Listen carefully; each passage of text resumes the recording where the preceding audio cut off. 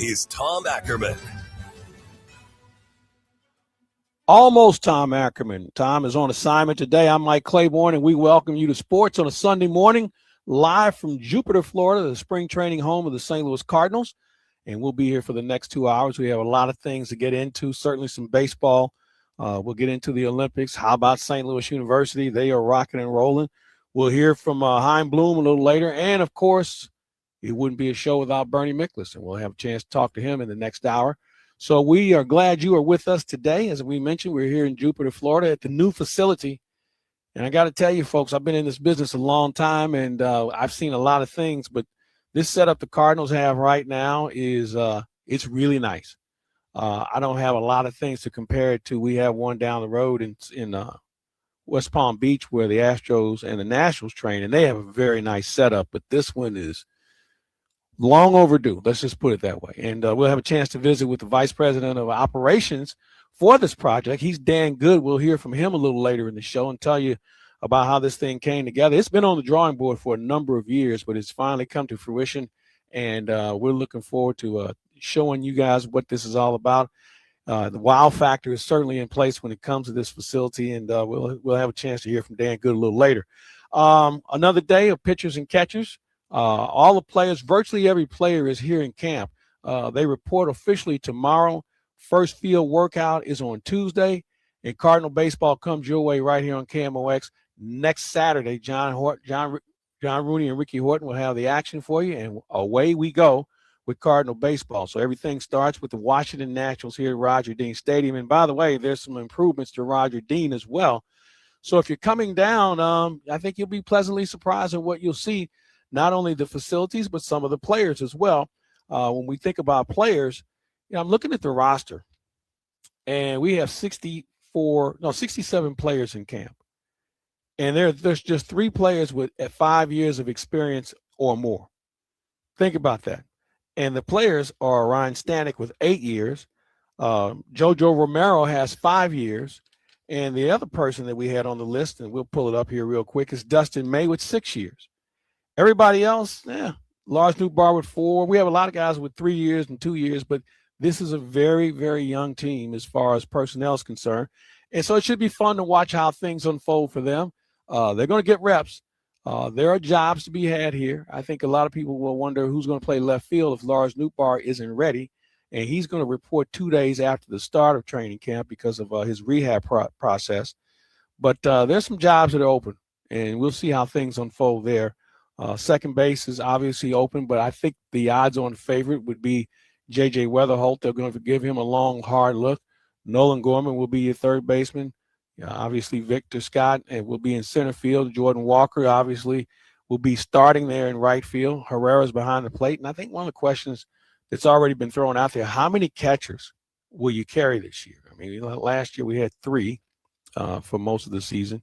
And, it's going to be interesting to see how that battle unfolds, because I get the feeling that we will see Herrera doing a lot of DHing as well. So maybe they do carry 3. They could get away with 2. Who knows? But all those questions will be answered a little later in the spring and certainly going into the season. As I mentioned, we'll talk with Chaim Bloom and get his thoughts on a few things that are going on. And how about the Billikens? They're rocking and rolling. And, you think about the fact they won 17 in a row. Their next game is at Rhode Island. But I'm going to roll this out here now. The what if. What if the Billikens went out? What if they went out and they finished the season with 1 loss, maybe 2, and that first 2 rounds of the tournament will be in St. Louis? That'll be one of the regions. You wouldn't give them a home game, would you? Or 2? You put them in Illinois in the same bracket or in the same region. Throw Kentucky in there, at least you'll have people showing up to the games.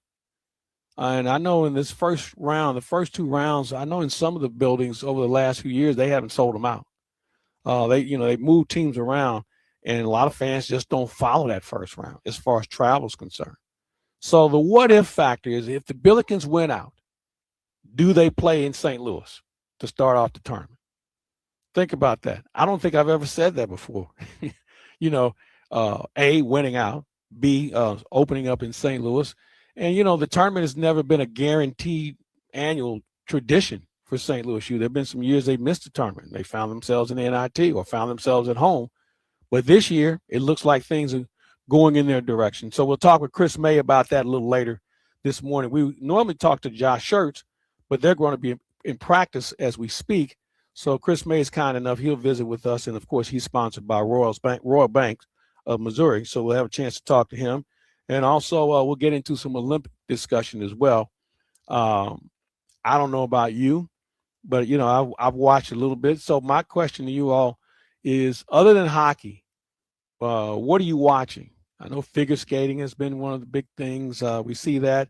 For some reason, curling gets some attention. So I want to hear from you on what you are paying attention to other than hockey and other than figure skating and curling. So we'd love to hear from you. You can hit us up online, and we can answer your questions there. And also, here's the other one.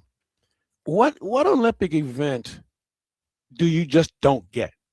I mean, you watch it and you're trying to play along with it, but you say, I don't see this enough to really understand what the heck's going on. There's a few of those events for me, especially when it comes to scoring and, what's a good jump or a leap or whatever. It's an interesting time to watch the Olympics because there are a lot of events we just don't see. We don't see them on a regular basis. So I'd be interested to see what you thought about the events that you really kind of want to put your arms around, but you just say, I'm going to take a pass on it. And then you have these new events.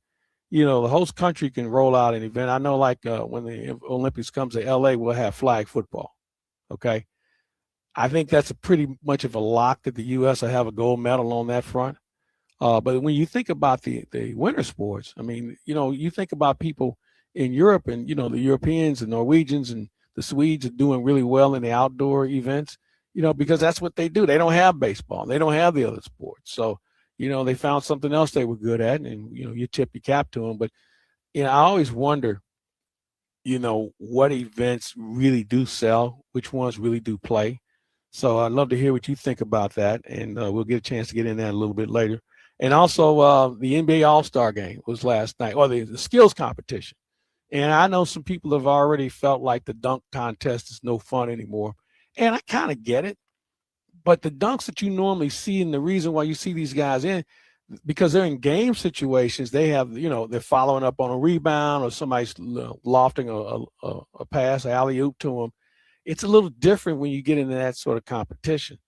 I get it. And maybe the fact that the dunk participants are people you just normally don't know about or don't hear about, and you see him and you're like, who is this guy? So I don't know how you spice it up. I will say this, the three-point contest was outstanding. Dame Lillard won his third. Now, he won his third, and he hasn't played this year. He's dealing with an Achilles tendon rupture, but he hasn't played. And I wonder how much of an impact that has on a guy where he hasn't played. So he's rusty but rested. But he put on a clinic last night. He and Devin Booker, man, that you talk about some guys who can really shoot the lights out of it. But I think most of the participants last night were really good on that front. So if you had a chance to watch it, I'm sure you were entertained by that. At least I was. And we'll have the All-Star game this evening. I don't know about that. That kind of can get away from you pretty quick. So maybe we'll find something else going on this evening. So those are some of the things we have going on today. When we come back, we'll have a chance to chat it up a little bit more.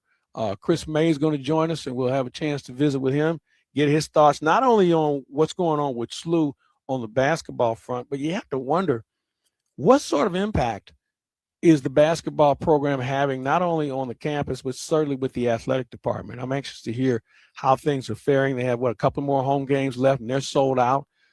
That's always a nice ring to any athletic director, sold out. So things are going well for the Billikens. And I'll run that question by you again. What if they went out? And when you look at the schedule, they have a couple of games on the schedule that you kind of want to you got to be careful with. I think, you have a couple on there, there's always a trap game there. But what if they go through this thing? Do they get a home game? Do they play the first two rounds? The first round here in St. Louis, we were going to host a regional. So that would be fun for a lot of different people because we've never seen it before in our lifetime.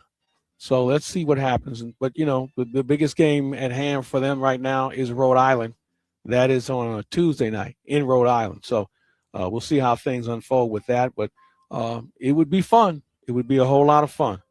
All right, why don't we do this? Why don't we take our first break? Drew, are we ready to take our first break? I think Drew says yes. So we'll do that now. We'll come back with more. Stand by, folks. We have more coming your way in just a bit right here on Sports on a Sunday morning on the home of the Cardinals and Billikens, KMOX.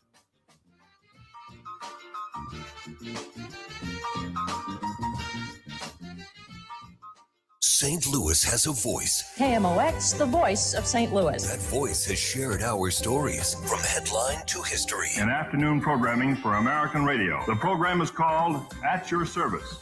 Among those voices, Mike Kelly. Kaufman at the 11. Kaufman hurdles man at the 5, fighting for the end zone. Touchdown, Missouri! Working at KMOX is an honor and a responsibility to represent this community. It's one we take seriously. KMOX, the voice of St. Louis.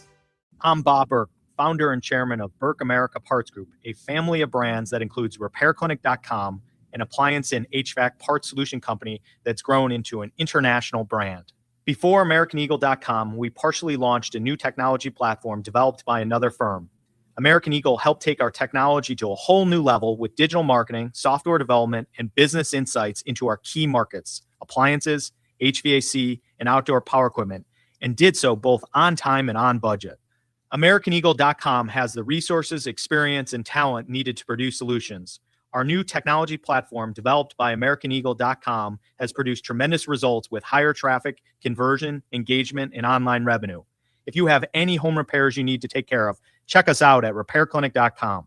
If you need a world-class website or technology project, then I would highly recommend AmericanEagle.com. Call AmericanEagle.com at 773-NETWORK. That's AmericanEagle.com, 773-NETWORK. Hi, I'm Jim Brennan with McKelvey Homes. The American dream is owning your own home, especially a brand new McKelvey home. This will be your last chance to take advantage of the tremendous savings of the 6 remaining market-ready homes or our luxurious Madison display at Summerlin and O'Fallon. Also get $10,000 free cash at close and special 5.0% fixed 30-year financing. Talk to Stephen Bonfani on how you can qualify for this great offer. Visit McKelveyHomes.com. It's time to move up to McKelvey.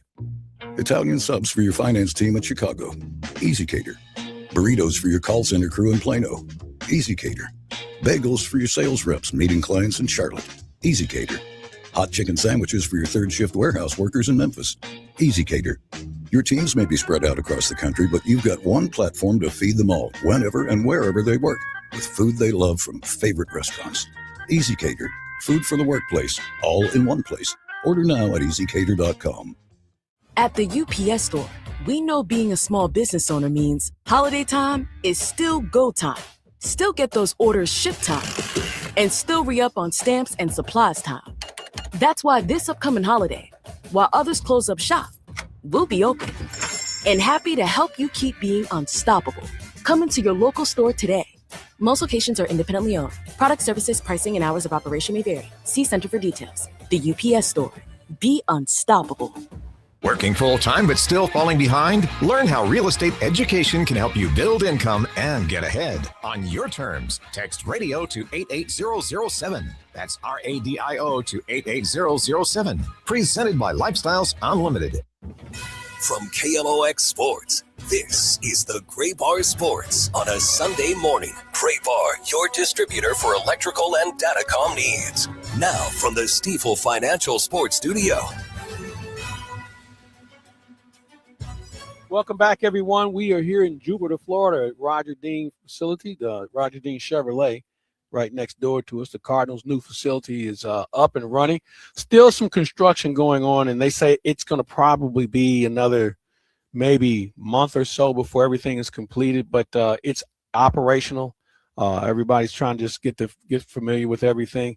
It's different. There's no doubt about that. It is certainly different with regard to facilities and also personnel. The Cardinals have made a significant investment in developmental people, whether it's coaching, performance, you name it. I mean, this setup is long overdue for a lot of reasons. And when you look around and you say to yourself, man, where were we at? You know, and obviously a lot had to do with getting this facility up and running, because you had not only to work with the Marlins, who you shared a facility with, Palm Beach County, City of Jupiter, a lot of governmental impact that took place, the financing. I mean, it was all over the place. You had COVID, you had construction overruns. I mean, this thing's been on the board for 7 years, I believe, 7 or 8 years, and now it's finally here. And if you get a chance to come down, you will see for yourself. There's certain areas that are accessible that you can see the definite improvements that the Cardinals have made here. And you see a lot of people walking around with fungo bats and gloves. I mean, it's really amusing to see all these people, and they're all doing something. I mean, they're teaching and they're working, and it's just a fun setup to have. The Hall of Famer Ozzie Smith is scheduled to be here, I believe, tomorrow. I was told that Yadier Molina will make an appearance here tomorrow as well. So people starting to roll in, and it should be something to have a good time with. I'm looking forward to it, and hopefully if you have a chance to get down here, you'll see for yourself all the things that have taken place. Now, the last few days, obviously, all we've had is pitchers and catchers, okay? And so the first thing people say, well, how are we looking? Well, we're playing catch, okay? So, and that's a cool thing. But we have a lot of new pitchers, and that's one of the fun things to watch them. I will say this.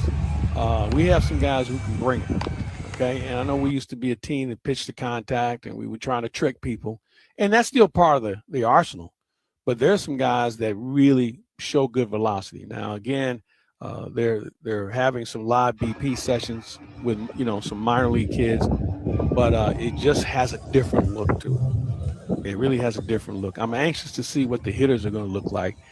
And, we have this one young man, Jorangelo Seja. He can throw from both sides. He throws right-handed and left-handed, and I've never seen it before in person. And he's mid-90s from the right side, easy mid-90s. Has an interesting breaking ball that goes both ways to lefty from the left side. And I'm not going to say we'll see him this year, but the Cardinals, gave up a pretty good player in order to get him in Brendan Donovan. But he certainly fits the bill of a pitcher that we can see sooner than later. Just watching him work, and I think he's an interesting young man. He's from Curacao. Speaks 4 different languages and really has an understanding. And I think the key is, because we never had a coach that's worked with a player like that. We haven't seen a player like him. So there's a lot of communication about what works for him, with regard to conditioning and using his entire body. And think about this. I mean, the glutes are working from both sides for him. And he's an interesting guy to watch. So if you have a chance to come down, maybe he's throwing a bullpen, or maybe you may see him on the backfield, take a look at him. He's not a big guy. He probably goes 6 feet, maybe 6'1", but he's not like some of the hulking pitchers that we see in baseball today. He's been an interesting project. Tink Hence looks good so far. Again, we're still early in this, and so I don't want to be too far out over my skis with regard to how a person is performing. And we may not know until the end of spring training. I think there's one thing about spring training I've learned over the years. You never trust what you see when it comes to hitting, because a lot of guys, are just working on certain things. They're seeing a lot of fastballs and things of that nature. And pitchers are the same way. Pitchers are just trying to see how their stuff plays to certain hitters. So there's a lot of things that, you want to try and feel good about. But, I try and wait a little longer because of the fact that everybody's just working on things compared to really implementing them in a real game situation. Now, obviously, the games are important as far as development is concerned, especially a young team like this, where you have so many young guys that are trying to feel their way. But when it's all said and done, when you get in the real fire, we have to see what you have and what you have to offer. And that's what makes spring training fun. It's a start. That's all it is. It's just a start. It's not a tell-all. Some guys have made the team in spring training and found themselves. And I think one of the best examples for me recently is when Jordan Walker came on the scene. 2 guys stood out. Jordan Hicks, when he had a really good spring because he could throw 105 miles an hour, and Jordan's on his 4th team now. And Jordan Walker. Jordan Walker had a really good spring a couple of years ago. I mean, he hit everything. And then all of a sudden, when the season rolled around and they started throwing him pitches that he was not comfortable with, things kind of went in a different direction. And we've seen that with other players as well. So you have to really kind of gauge, a player's development here when it comes to really assessing how this is going to play out over 162 games at the big league level. And I know one of the things that Chaim Bloom has emphasized, they would rather keep a guy in the minors longer where he doesn't ever go back. The whole shuttle thing for an everyday player doesn't work. Now, if you're a pitcher and you're trying to make sure you have enough stable arms, you're going to see some guys moving back and forth. But as a player, a regular player, you want to make sure when you're here to stay. So, I don't know if they're going to rush anyone here. I think the J.J. Weatherholt experiment will be one we'll all pay attention to because apparently he's hit at every level, and we'll see what he can do at the big league level. And it may take him a little time to get used to how things unfold. But when it's all said and done, it's just part of the process of development. And we're going to do a lot of developing here in Jupiter with all these young players. As I said earlier, I like what I see.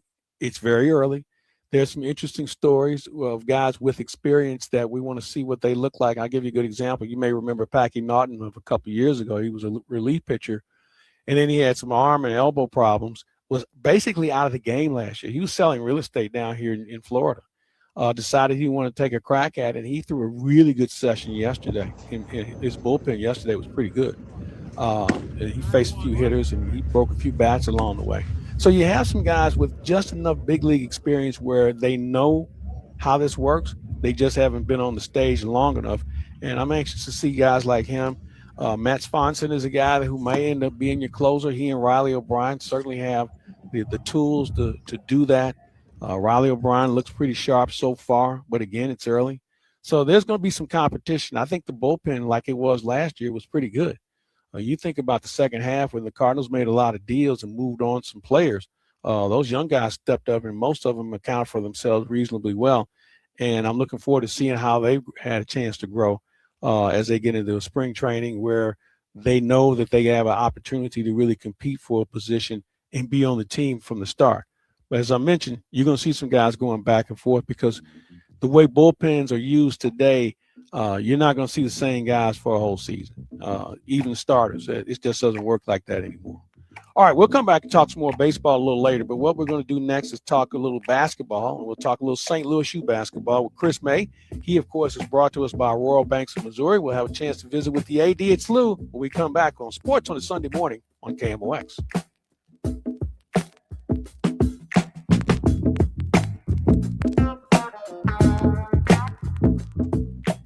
Texting enrolls you into recurring automated text messages. Consent not required to purchase. Message and data rates may apply. Hey, Dan, haven't seen you around the gym for a while. Yeah, I've really fallen off. Since I turned 40, I just don't get the results I used to get. Could it be lower testosterone? Lower T. Happens to most guys after 40. I was in the same boat until I started using Nugenix Total T2. Total T2, the new one I've seen on TV. Yep, it's the next generation testosterone booster for both free and total testosterone. It's packed with even more man-boosting power, sending nitric oxide levels skyrocketing in just 3 hours. It actually works? I feel like I'm in my 20s again. I've got more energy, better results in the gym, and things are even better in the bedroom. Send them a text and get a complimentary bottle. Text now for your complimentary bottle of Nugenix Total T2, the #1 testosterone brand at GNC. Plus, text now and we'll include a bottle of Nugenix Thermo X, our most powerful fat incinerator ever, absolutely free. Text AREA to 369-369. AREA to 369-369. AREA to 369-369. These statements have not been evaluated by the FDA. This product is not intended to diagnose, treat, cure, or prevent any disease. Unlock a brighter outdoor space in 2026 with Chesterfield Valley Nursery. Let us be your trusted partner for all your landscaping, lawn, and gardening needs, empowering you to create a haven that brings joy and serenity to your life. From landscape design to property maintenance to our garden center, we're here for you. Houseplants, tree shrubs, organic soil mixes, gardening and plant classes, and more. Chesterfield Valley Nursery's Garden Center has what you need no matter what the season. Visit us weekdays from 9 a.m. to 4 p.m. Saturday hours start in March. Follow us on Facebook or Instagram for all class and sale updates. KMOX Weekend at your service. Sponsored by Air Comfort Service Heating, Cooling, and Installation. Retiring soon? Get the information you need by joining Kyle Jones and Matt Allgeier of Fire Capital Management for your retirement highway. Sunday mornings at 9:30. Investment advisory services made available through Pine Ridge Advisors, LLC, registered investment advisors. Securities made available through AE Financial Services, LLC, member FINRA and SIPC. Discover how you can make unforgettable memories with a home equity line of credit from Royal Banks of Missouri. Whether you're dreaming of a winter family getaway, planning your next home renovation project, or considering an investment in your education goals, a home equity line of credit is a flexible and convenient option to fund life's most memorable moments on your schedule. Our local bankers are here to help you achieve your short and long-term financial goals. Call 314-212-1500. That's 314-212-1500. Visit us online at royalbanksofmo.com or stop by a Royal Banks location near you. For more details on how you can tap into your home's equity and get the most out of its current value. Investing in our communities, one client at a time. Royal Banks of Missouri, member FDIC, and equal housing lender.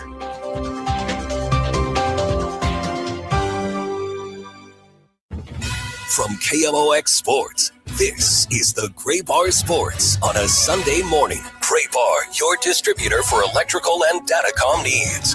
Now from the Stifel Financial Sports Studio. Welcome back, everybody. We packed up the studio and brought it to Jupiter, Florida, and it looks great. We have our own little setup here, and we're having a good time. And we are going to now talk to the athletic director at St. Louis University. He is Chris May, who was brought to us by Royal Banks. Chris, first of all, it's great to hear your voice, sir. Good to hear and talk some Billiken basketball. And you've been in this sports business for a long time. I'm wondering, have you ever experienced something like what you're seeing now with your basketball program? Well, Claibs, it's great to talk to you, and I hope you're taking care of yourself down there. I know the weather's a little tough, so I'm glad you're doing well. It's just a little bit of a struggle.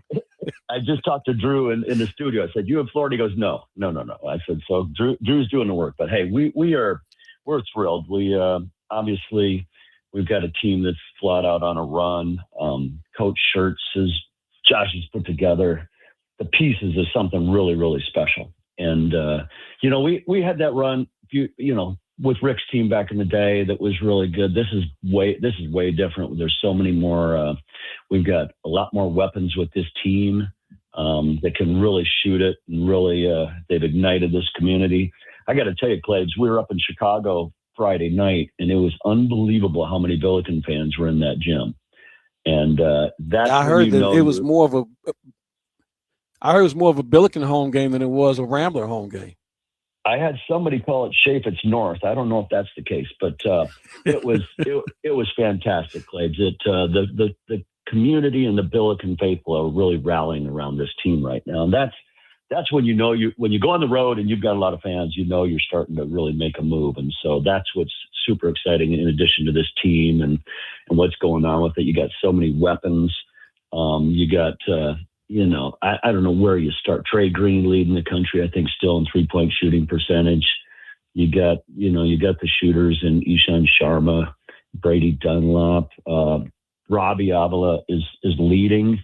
Probably his greatest attribute is that kid is just a stinking winner. I mean, he will do whatever it takes to help his team win. He had 2 points, 6 assists the other night, and made a huge influence on the game. And so they're doing it in so many different ways that it's really exciting to watch. But when you got a team that can really shoot it, it sure makes life easier in the sport of basketball. And I would think at this time of the year, and you've been in this business for a while, practice has to be a lot of fun because there's some guys who are on a team and they know I'm probably not going to play tonight. But with this team, for a lot of different reasons, and Josh has been able to use virtually his entire bench at some point through the course of the season. I would think practice is even more fun compared to guys just limping them through the season, knowing it's starting to wind down. I bet those guys have a ball when they go out there, and I'm sure that's really something that every coach appreciates because the detail is still something that's on the mind of the players, knowing that they're going to have a chance to get in the game and have a meaningful impact. Well, you hit it on the head, Mike. Practices are when you get better, right? And they are locked in. Everybody knows they've got a piece of it. I had Bill McCartney teach me a long time that teams practice better after wins. And when you get on a run like this, everybody's locked in, getting ready for the next one, and you can see it. We're shoot around on Friday, and they are as locked in. They have this balance. They're locked in, but they're loose. And everybody is locked in and loose. And I think that's a major attribute for Josh. I mean, Josh really pulls a team together in his way. He doesn't sweat the little things, and he is unbelievably meticulous on the big things. And I think that's part of the reason why they're having so much success. But they are locked in. I sat in the pregame Q&A before the game, and wow, did they know the scout? They knew the scout left and right. And so you couldn't hit it better, Mike. Everybody's locked in because they know they got to be ready to go in and play, and they can make a difference with the team, and they're all doing it. And it's a really exciting group to be around. We're visiting with Chris May, the athletic director of St. Louis University. Chris, what is the impact, not only just on campus, but certainly the athletic department, is this basketball team providing for you and everybody else at St. Louis U? Well, they drive the deal. When you've got your men's basketball team rolling like this, Mike, it is a monster impact, starting departmentally. There is an extra bounce in everybody's step. Everybody in this department is locked in, and, if the teams are in town, they are there at the games pulling for the basketball team. The basketball team is totally integrated with everybody in the department, and so that's a pretty cool thing. But everybody, it brings an extra bounce in your step. We had a Donner dinner up in Chicago Thursday night, and Katie Shields was up there, and Kevin Kalish was up there. And so everybody's really connected to what's going on with this team. And then from a recruiting perspective, all sports are bringing in their top recruits into these big basketball games and having a huge amount of success because the energy and the level by which we're playing, you got a top 25 team, you got sold out arenas, you go to the how it's changed. We're basically sold out. We might put a couple tickets on sale for VCU if the students don't pick them up Monday, but VCU will be sold out. Duquesne the week later is trending towards that'll be sold out. And then you've only got one last game in Loyola, the senior night, which that'll be sold out. And so the community, the St. Louis community, is really rallied around this team, and the campus community is off the charts. We had a large alumni group up in Chicago where there was a bunch of people from the university who drove up there just to be part of it. We had deans, we had all different kinds of leaders on the campus that went up. We had President Fazer up there. We had Chairman of the Board Engler. You go on down the line. We had Paul Meehan, our vice chair. We had everybody up there fired up about this basketball team. So you can feel a lot of energy on campus, and it really shows. You and I have talked about it for years, Mike, what really great college basketball can do for a community, for a university, and what it can bring in energy. And that's exactly what's happening right now. And we're working our tails off to take advantage of it and to put this team in the very best position they can going into March. So that leads me to the next question. Okay, I'm going to play the what if factor here. What if you went out and those first two rounds, the games can be played in St. Louis? How important would that be, and how realistic do you think that could be? And you've been in this business for a long time, but I think it would be hard for the NCAA selection committee to send a team that's only lost once or twice in some far desolate place in the world to play in a tournament when they can sell out a building in St. Louis. You put St. Louis, Illinois, maybe a Kentucky, somebody like that in the same area, and I can guarantee you're going to have the place sold out. So what if St. Louis U wins out? Is that a realistic approach to look at and say, maybe we do play in St. Louis? Well, Claibs, I'm going to try and not give you the coach speak that we're just worried about Rhode Island, which we are. Okay, so I got to give you the, you set. Yeah, okay, that's the disclaimer. Okay, I get it. Okay. You roll that out there. However, because if your assumption were accurate, which God bless it, we are praying like crazy and hoping that it is, there'll be a great shot. Let's face it, the tournament committee that puts the tournament together, they like storylines. There wouldn't be a better storyline than Robbie Avila and Josh Schertz and the Billikens in St. Louis.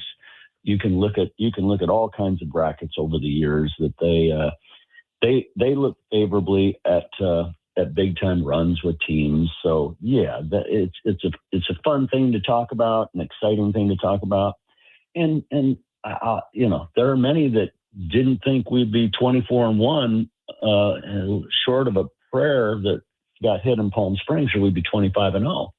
But, this team is certainly special. There are a lot of eyeballs watching this team, both on the committee, in national media.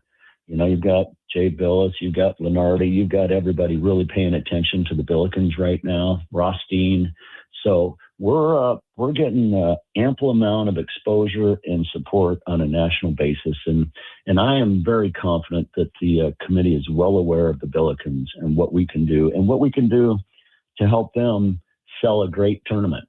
Let's face it, the NCAA tournament is a compilation of a bunch of storylines and how they put those pieces together to make it the greatest tournament that we have in our country on an annual basis. So they're well aware of what's going on out there. And we wouldn't be more happy and proud to be right here in the city. But again, we've got a lot of work to do. But if your assumption's right, it wouldn't be that far-fetched for sure.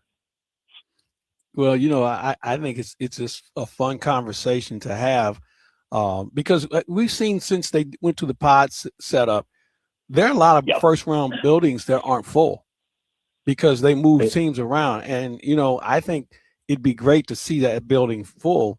And it would be SLU fans, obviously. And if you get Illinois and some other teams that travel well, I think that would get off on the right foot for a lot of reasons. But also this. When does the campaign season start for conferences to talk about how many of their teams should be in the tournament? And I was listening to someone the other day talking about the SEC and how many teams they're going to have. What do you think realistically might be the number for the A-10? Obviously, the tournament winner goes, but I think SLU is a lock to be in it anyway. But how many other teams do you think might have a chance to get in? I think you've got another 2 or 3 teams that nobody in Division I would want to play in the NCAA tournament. Mason's lost a couple games. They're scary. The really, really gifted and talented team is VCU, and they're coming to Chaifetz Arena on Friday. And so, we got to find a way to win at Rhode Island. But VCU is flat out legit.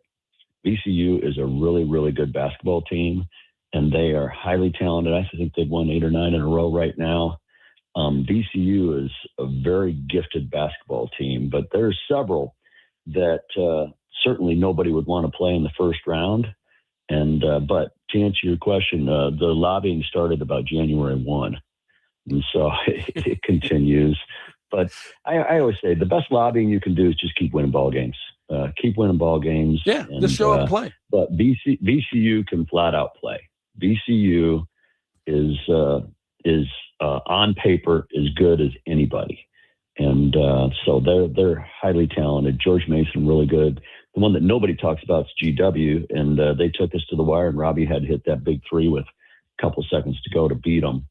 But, GW is very, very talented as well. But VCU, they could do some damage come March, and nobody will want to play them. But we're fired up that they're coming to Chaifetz Arena, and we're going to have one excited crowd. We invite everybody to get in there early. It's a 6:00 game. It is going to be full to the gills, and Chaifetz Arena will be rocking on Friday night. But again, we got to go to Rhode Island. Team leaves today, and handle your business in Rhode Island. But the other piece. Well, listen. go ahead. I'm sorry. No, you go ahead, please. I was just going to say, when you get on these runs, as you know, every game gets bigger and bigger. And that's exactly where this team is. And every game, there's more and more pressure. And that's the exciting part about sports. And it's the exciting part about college basketball. And we couldn't be more proud to have KMOX spreading the word over our country at night for our ball games. It's great that I hear from people all over the country listening to Rammer and Earl. And we're going to recognize those 2 guys a little bit Friday night to make sure everybody knows that we've got the best tandem in the country, without a doubt, in the radio spot.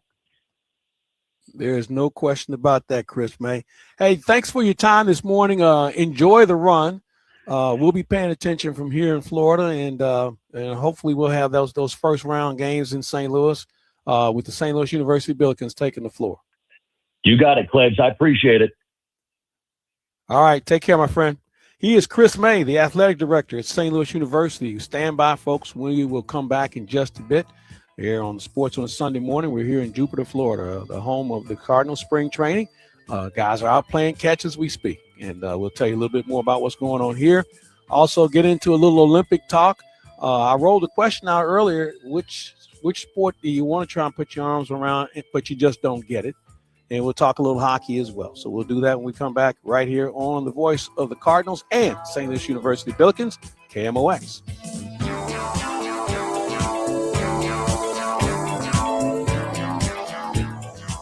If you're struggling with weight and frustrated with dieting each and every year, Mark Patrick Hypnosis can help. Join the over 500,000 people who have attended Mark Patrick Hypnosis with great weight loss results. Mark Patrick Hypnosis will be in St. Louis on Saturday, March 7th. Totally changed my life. It's amazing. I don't have any cravings. You want to quit, but have found it impossible? This is the thing for you. I have absolutely no craving. It's the darndest thing I have ever seen in my life. It's not for entertainment. It's for results. Do it. It works. Period. You've tried everything else. You need to come and try this. After this hypnosis, I want to eat good food. Since August, I can honestly say I have not had one potato chip. It was life-changing for me. And I don't think about dessert. Only $59.99. Lose all the weight you want. 100% guaranteed. Saturday, March 7th at the Residence Inn by Marriott, St. Louis Westport in St. Louis. Weight loss hypnosis, 11 a.m. Registration, 10:30 a.m. Attend this program and find out how the power of hypnosis can help you achieve your weight loss goals. There's limited seating, so get there early. Learn more at markpatrickseminars.com. Barnes Jewish Hospital and WashU Medicine physicians have long been leaders in heart and vascular care. Now, we're taking the patient experience to another level by opening our new state-of-the-art patient tower, designed specifically with heart patients in mind. By combining the latest technology with thoughtful design and private rooms, heart patients can experience faster healing, reduced stress, and improved outcomes. Learn more at barnesjewish.org/heart. St. Louis, get ready.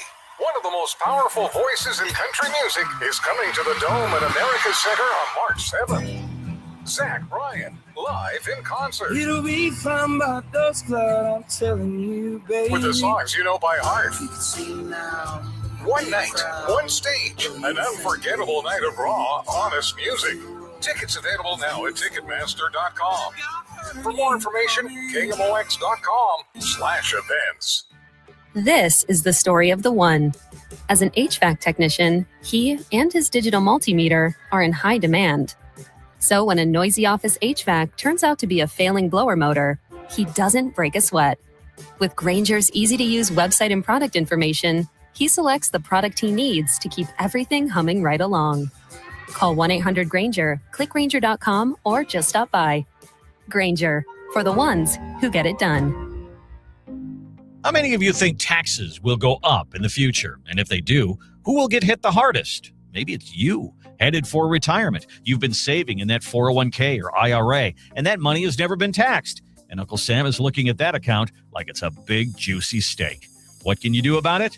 Join the All Financial Group for their Taxes in Retirement Seminar, Thursday, February 19th or Tuesday, February 24th. They believe a financial plan is not a retirement plan without a tax plan. Fund your retirement, not Uncle Sam's. Reserve your spot today by calling 636-230-8824. That's 636-230-8824. Or go to yourmoneymattersstl.com. Investment advisory products and services made available through Impact Partnership Wealth, LLC, IPW, a registered investment advisor. Neither the firm nor its agents or representatives may give tax or legal advice. Individuals should consult a qualified professional for guidance before making any purchasing decisions. From KMOX Sports, this is the Gray Bar Sports on a Sunday morning. Gray Bar, your distributor for electrical and datacom needs. Now from the Stifel Financial Sports Studio. Welcome back. We packed the studio up, and it's down here in Jupiter, Florida, where the Cardinals are undergoing a workout as we speak. The hitters are here; they're in the cages. So we've expanded the batting cages, double the size of them, so guys can go hit all day and all night if they choose to. The pitching lab is in full swing as well. They have added a new weight room facility, a performance facility that has every kind of contraption you can imagine, and they have the pools and the whirlpools, and trainer's room that's actually big enough to house a small family. I mean, space is something they are not short on. The clubhouse is significantly improved. We were talking the other day, I think it's like 6 of us here that were in St. Petersburg when the Cardinals trained there many moons ago. And just looking at the size of the clubhouse then compared to the one now, I mean, it's massive.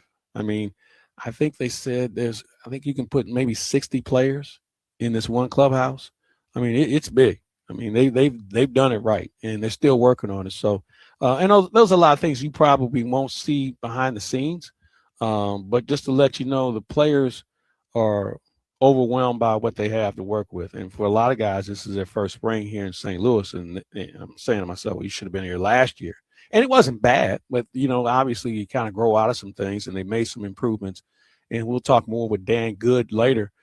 He was kind of one of the ringleaders of this thing, and he and John Mozeliak many years ago threw this on the board, and we finally have what it looks like a pretty nice facility here in Jupiter, Florida.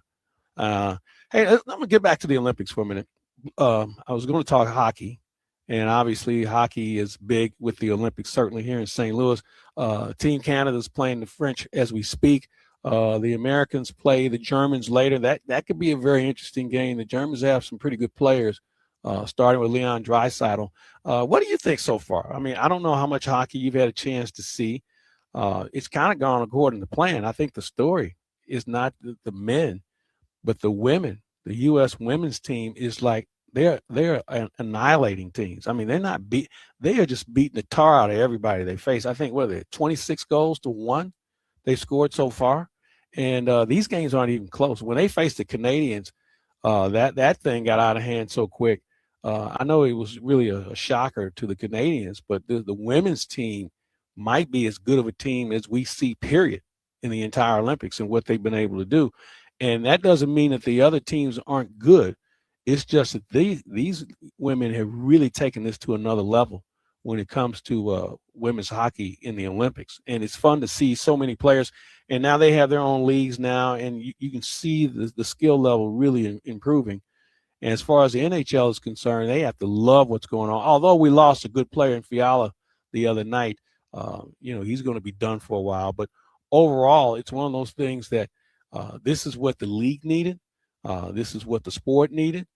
And the question is, how does that work for other sports? And we were just talking earlier about the NBA All-Star game, and they're trying to trick that up a little bit. The WBC in baseball, how does that work? I mean, the risk that come into play with regard to an injury, and now we're seeing some players that can't participate because of insurance issues. They won't be insured because of a previous injury. So you won't have the best of the best. But, we're seeing sports now trying to find other ways to get more people engaged other than just a regular schedule in their championship. And what we're seeing with the Olympics is, it couldn't have come at a better time. You play off of last year, the Four Nations event, that was a success. Now you have the Olympics that's gotten off to a great start. And the other sports are trying to find that gap. I mean, the NFL, the Pro Bowl, I mean, really? I mean, we're going to play flag football. I mean, there's got to be something else to do to create that extra interest in try and really grow your sport. So that's something that I think everybody's got to step back and figure out, where do we go from here? And certainly the Olympics has come at the right time for hockey. But I'll go back to my other question. In watching some of the events, and again, there's some of these events I don't see a lot, and I don't see them, and I also don't get them. But, apparently somebody thought it was a good idea to have some of these events. So I was wondering, and you can text us, whatever, let us know which one did you try and watch and you just kind of shook your head. I'm sorry, I don't get it. And I know every woman loves a figure skating. I think it's cool. It's not the most favorite thing. I'll tell you what I like is the short track speed skating. I think that's a lot of fun. The long distance deals, guys out in the forest, for a couple of hours, skiing. I don't know if that's something that I would be excited to be part of, but I guess it's pretty cool, especially as I mentioned earlier. We take our sports, be it football and baseball and basketball, we kind of take it for granted that everybody in the world plays it, but they don't. So they had to find other activities, and they found some that they're pretty good at because we obviously have our own thing. But it's a fun time to see everybody coming together in the competition. And, you know, the heartache, man, you know, when you see some of these people like the young man who was bound to be a gold medalist from a figure skating standpoint. He took 2 falls in one event, and he was the golden child. And now, you know, as he said himself, he said, hey, I just blew it. And you think about all the training and the practices and everything that goes into it, and you get the one opportunity and you come up short. And all you have is 4 years to think about, you know, do I want to do this again? Because it's a demand. I mean, it's like any other sport. I mean, the training that goes into it and all the countless hours that you have for that one crack at something, it can really wear on you. And we saw that earlier this week. And let's hope we don't see many more Americans go down in that fashion. But it's tough. Somebody's got to be a gold medal winner, and somebody's got to finish last. And you want to make sure that you're not the last person.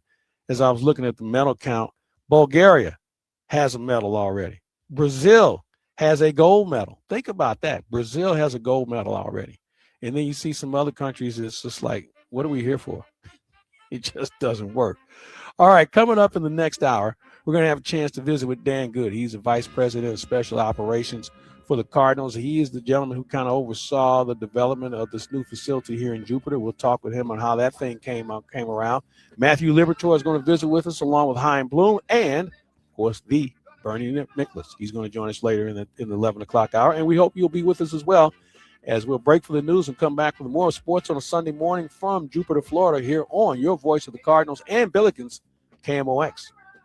Hey, it's Debbie Monterey, and I think right now we all need something to look forward to, and a nice little getaway is going to do it for me. So I've been looking at this 5-day Arizona trip that I planned in September, and to me, it sounds absolutely perfect, and I would love for you to join me. Here's what we're going to do. We're going to stay in Flagstaff because that means cooler temperatures. It's a great home base, and from there, we're going to visit Sedona, the Grand Canyon, and Lake Powell all in one trip. I'm talking about red rocks, big views, and that deep blue water at Lake Powell that looks like a postcard. I'm told September is one of the best times to go with fewer crowds, more comfortable weather, and everything's going to be planned out for us. We just show up. If this sounds like something you'd like to do, please join me because I have always wanted to go to the Grand Canyon. Travelwithdebbie.net. That's travelwithdebbie.net or call Cruise and Tour at 800-383-3131. Space is limited, so don't delay. 800-383-3131. Travelwithdebbie.net. February is the month of love, and this year it's time to fall in love with your home again.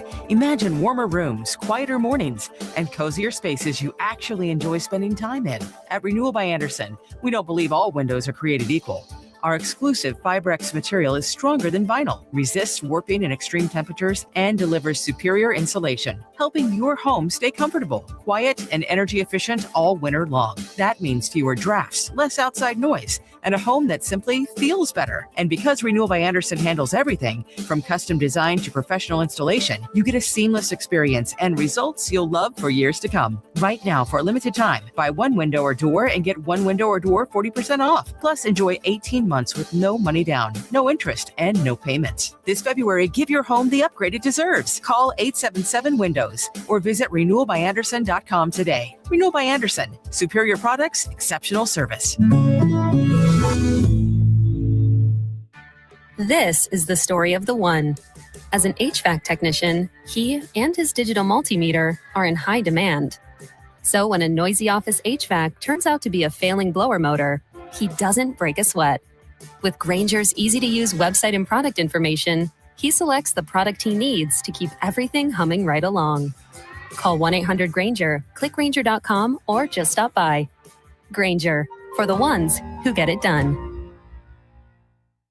As a mom, comforting my family is what I do best. Vicks Vapor Stick provides soothing, non-medicated Vicks vapors in an easy-to-apply stick, and it dries fast, so there's no mess. I use it to comfort myself and my family. Thanks, Mom. Vicks Vapo Stick, soothing comfort for the whole family. And try Vicks Vapo Shower Max for steamy Vicks vapors when you need more comfort for yourself. Use as directed. Celebrating 100 years of informing and entertaining. KMOX AM St. Louis, KMOX FM Hazelwood, the voice of St. Louis. Democrats say are a must to continue funding Homeland Security. One example from Senate Minority Leader Chuck Schumer on CNN's State of the Union. Just look at every police department across the country. They don't walk around in masks. They don't walk around unidentified. Every police department is identified. In New York City, you see the name right on the breastplate, and the police are fine with that. So that makes no sense what they're saying. But Border Czar Tom Homan tells CBS's Face the Nation the polarizing nature of immigration enforcement puts officers at extreme risk. I don't know of another law enforcement agency in the country that has an 8,000% increase in threats. Just yesterday, the director of ICE, his wife was filmed walking to work. Coast Guard members and TSA staff are not getting paychecks. ICE officials and officers are because they're funded separately. Secretary of State Marco Rubio's foreign trip includes a stop in Slovakia, where he met with the president and prime minister today. For a second day, he's tried to reassure European leaders that the U.S. is not an adversary. I see it reported yesterday in some places, the Europeans are very upset. They're going to be less dependent on America now. We don't want Europe to be dependent. Now, we're not asking Europe to be a vassal of the United States. We want to be your partner. It's been a rough weekend for Americans that were heavily favored to win the gold at the Winter Olympics. First, a devastating performance from skater Ilya Malanin. Today, a disappointing 11th place finish has skier Michaela Schifrin out of the running for a medal in the women's giant slalom. It's never guaranteed in slalom. These gates are so close and so tight, and the precision that's required is... it's just hard to describe. Italian skier Federica Brignone took the gold. Schifrin says it's not as if she didn't deserve to win. Schifrin is due to ski again in the slalom event coming up on Wednesday. The search for 84-year-old Nancy Guthrie and the man believed to have kidnapped her is in its third week, with law enforcement tracking down thousands of tips, but still coming up empty. Ed Smart's daughter, Elizabeth, was kidnapped back in 2002 before being found 9 months later. He talked about it on ABC's This Week. My heart goes out to the Guthries. This is so, painful and so difficult to deal with. It's like this open wound that you can't stop. The Pima County, Arizona sheriff says both he and the Guthrie family believe Nancy Guthrie is still alive. He says someone somewhere knows where she is. This is CBS News. Go to the ends of the earth, half a world away. Reach for the stars. If I take time to think, they might go get Brad. On CBS, Sunday morning.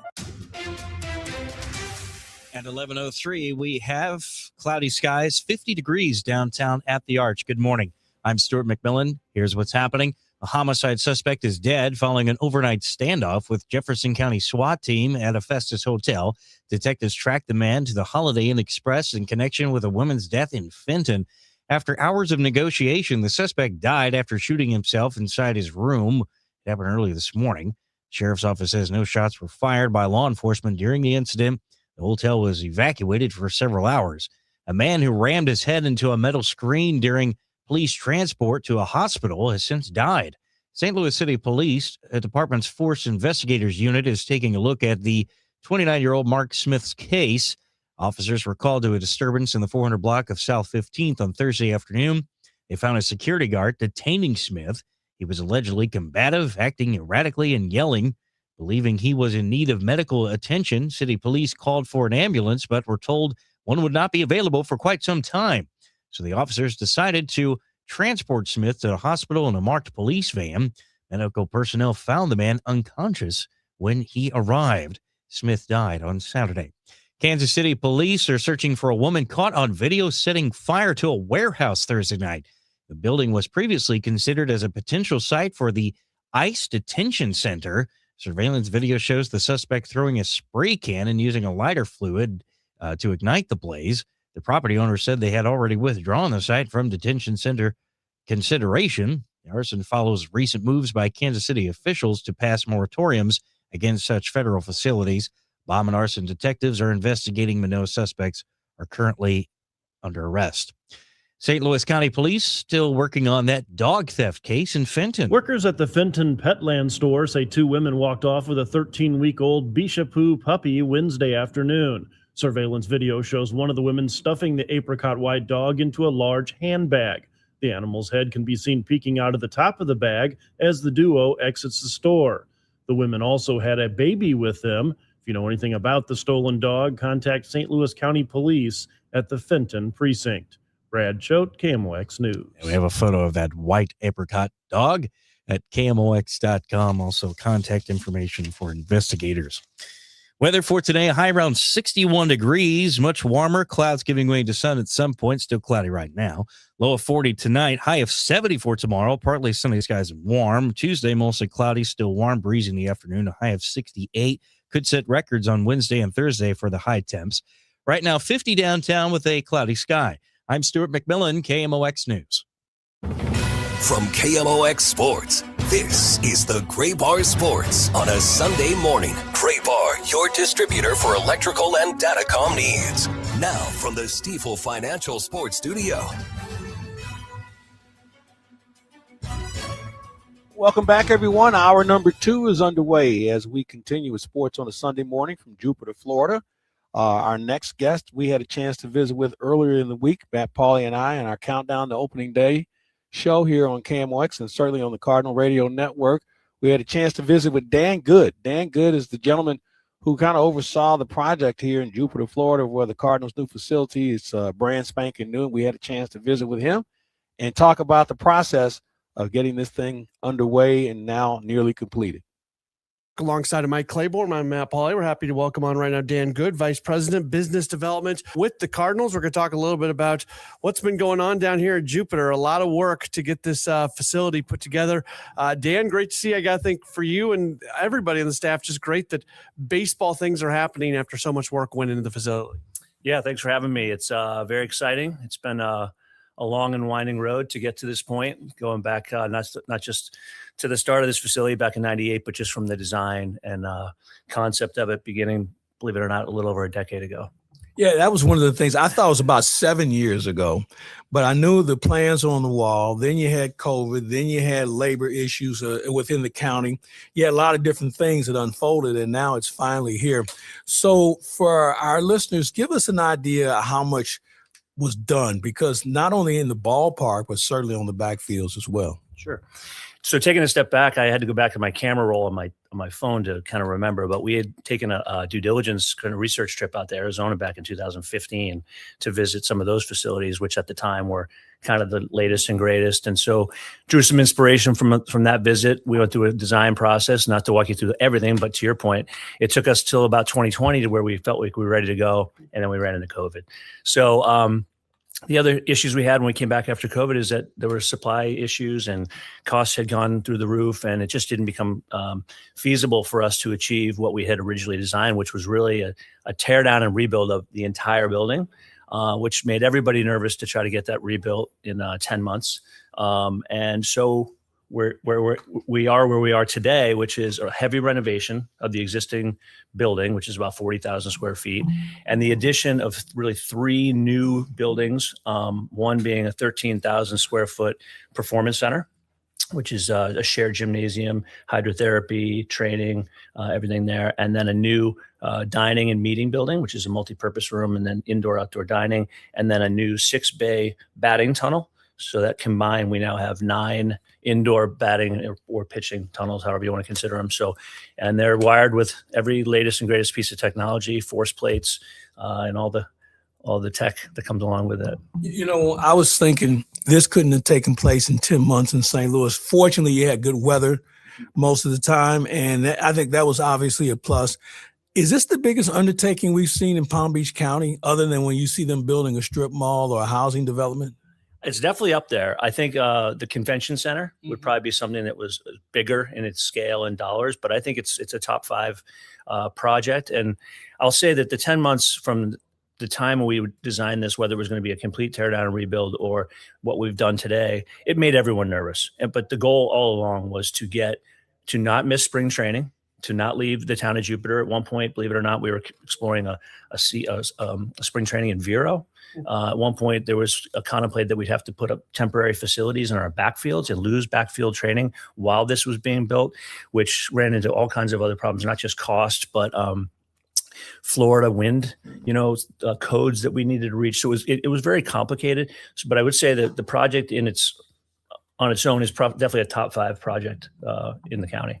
The building we're in right now was able to be essentially reimagined because some of the stuff that was in it goes into other buildings. That had to be fun as well. You didn't have to tear this building down, but in many ways, this feels like a new building as well. Yeah, thanks. And I will say, go back real quick before I address that, it's just saying the 10-month window would never have happened without just the cooperation from everybody. I mean, that's from the county to the town of Jupiter to the Cardinals and the Marlins coming together at every level, legal, finance. It's been a real team effort, and I've enjoyed it, and we work well together. As far as the building, we wanted to basically maximize the footprint the best we could, but give it a feel, make it feel like it wasn't just the same old building. So we wanted to so we were able to replace the workout and the training area. So we gained all that space, and as well as multi-purpose room, and never really had dining. We only had a food truck, and we had tents and outdoor places for people to eat. But in gaining all that footprint, we've now got what I would call a very professional level production portion of the building where you guys are, as well as the best, I think, nutrition and what the players are looking for performance, and now a performance center that they can walk into and feel. I've been reading and trying to look at some of the faces of the guys as they've come in. I haven't talked to a lot of them, but they seem very happy. Well, when you get to know them, let me know, because there's a lot of people walking right here I don't know either. Talk a little bit about what's inside Roger Dean Stadium, because there's some improvements that have taken place in there as well. Yeah, thanks.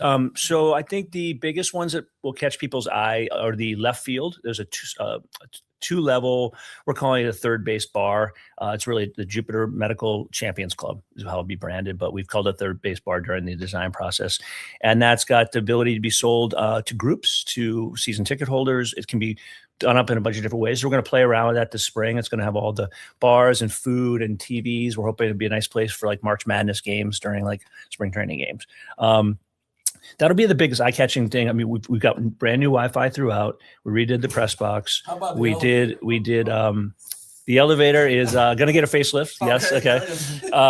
But we relocated the team store out to the curbside, and with that, we were able to gain more office space for Mike Bauer and his staff that are here year-round. So those would be the biggest things. We're going to continue to improve. This project's not done until November 1st, so we're going to be doing new seating. There'll be new roofs that go on. And it really was a phase 1, 2, and 3. And phase 3 will start in April when we finish up spring training. And a lot of the work will be more stadium related. We needed to get the teams functional and operational. So we've got our eye now on doing the same level of work for the stadium. For you, as you look back on this project, how many gray hairs have you acquired? And what are you most proud of about how this thing has come together? A lot of gray hairs, to answer your first question. It has definitely been a test. I think this is the rewarding part, is to seeing people come back in and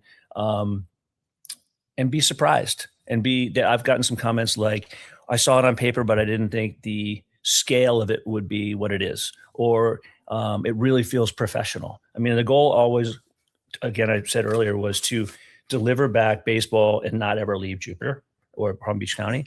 And I think we've accomplished that. I think that we're going to be here. Everyone's safe. Everyone's able to do what they need to do. We have a few more bells and whistles and things to tidy up. That'll be happening actually in overnight work. Right now, we've got a security team coming in, and there'll be spots and places that we do some overnight work. So you'll see improvement continuing through spring training. Did you have to go to school on like baseball tech, because pitching labs and the technology and the hit? I mean, how much were you involved with that side of it, which is so important for this team getting players to where they want them to be? Yeah, like I mentioned earlier, it's a team effort. So I really worked closely, and going back to Mo was really my right-hand man in kind of the design process back. And then when it came time to implement this technology, I just went right to the source, right to business, baseball operations. And, as you guys have seen, the technology is always changing. So what we tried to do with the batting tunnel in particular was to future-proof it, for lack of a better term, which is to basically provide conduit and data runs and power to accomplish what they want to do now, today, or what we don't even know they might want to do 2 years from now. So I defer to the experts on the technology. I've learned a lot. Yeah, but I don't hold myself out to be the expert on that kind of stuff. Dan Good, he is the Vice President for Business Development with the Cardinals. Development. Yeah, for sure. Congratulations on you and your team and the entire organization. This is really a cool facility. I have one more question. How many people were actually working on? Because I've been down in Jupiter since January. I've never seen so many hard hats walking on one piece of property in my life. So what was it? What was the manpower number?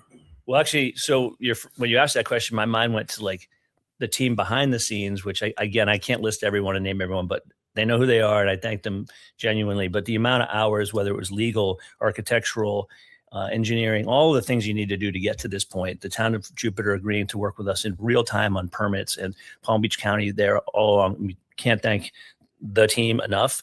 I don't know the total headcount, and quite honestly, it changes all the time.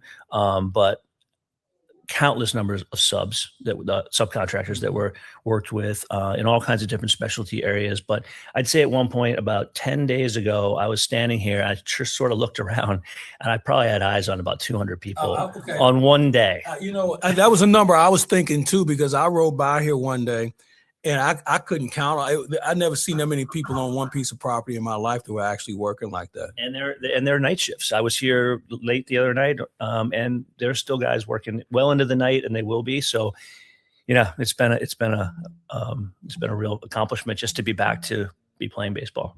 Thank you so much, Fred. Congratulations again. Yeah, thanks for the time. Appreciate it. It's a great time, if there's ever a great time, to purchase a furnace or an air conditioner. I know it's winter. We got some great pricing. You can get 0% financing. So if you have been told that you need a new furnace, definitely give me a call. I could probably save you lots of money. Get a second opinion. Call me. Next day installs for your furnace so you won't be without heat. Very long. A furnace average install about 2-3 hours for a furnace. So not a big issue to do it now. And like I said, great pricing. So if that's you, call me. It's Bart Inman. One easy number, Missouri and Illinois. Just the easiest number.